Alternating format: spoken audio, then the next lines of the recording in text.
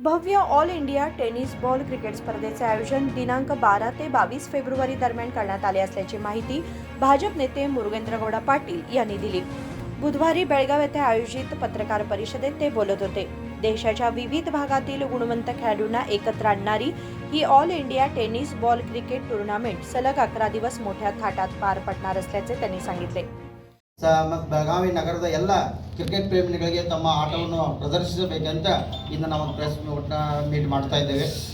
ಬೆಳಗಾವಿಯಲ್ಲಿ ಪ್ರಥಮವಾಗಿ ಮುರುಗೇಂದ್ರಗೌಡ ಪಾಟೀಲ್ ಟ್ರೋಫಿ ಅಂತೇಳಿ ನಾವು 2026 ಇಡಾತೀವಿ ಹಾಗೂ ಇದು 12/2/2026 22/2/2000 ಅಂದ್ರೆ 11 ದಿನಗಳವರೆಗೆ ಇದೊಂದು ಟೂರ್ನಾಮೆಂಟ್ ನಡೀತಾ ಇದೆ। ಪ್ರಥಮ ಬಹುಮಾನವಾಗಿ 5,27,127 5,27,127 रुपये फर्स्ट बहुमान। अदे तरह ಎರಡನೇ ಬಹುಮಾನ 2,51,127 2,51,127 ಅಂದರೆ ಈ ರೀತಿ ನಾವು ಇದರ ಪ್ರೈಸ್ಗಳನ್ನು 1 2 ಇಟ್ಟಿದ್ದೇವೆ ಹಾಗೂ man of the series Activa ಒಂದು ಗಾಡಿ ಇಟ್ಟಿದ್ದೇವೆ। ಆಮೇಲೆ ಮ್ಯಾನ್ ಆಫ್ ದಿ ಸೀರೀಸ್ ಆಯಿತು। ಅದೇ ರೀತಿ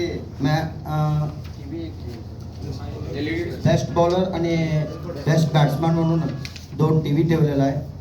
ಈ ರೀತಿ ನಾವೊಂದು ಈ ಟೂರ್ನಾಮೆಂಟ್ ಅನ್ನು ಆಯೋಜನೆ ಮಾಡಿದ್ದೇವೆ। ತಮ್ಮೆಲ್ಲರ ಮುಖಾಂತರ ಈ ಟೂರ್ನಾಮೆಂಟ್ ಸಕ್ಸಸ್ ಆಗಬೇಕಾದ್ರೆ ತಮ್ಮ ಸಹಕಾರ ಬಹಳ ಮಹತ್ವದ ಅಂತ ಹೇಳಿ ಇದು ನಾವು ಪತ್ರ ಇದು ಮಾಡಿದ್ದೇವೆ।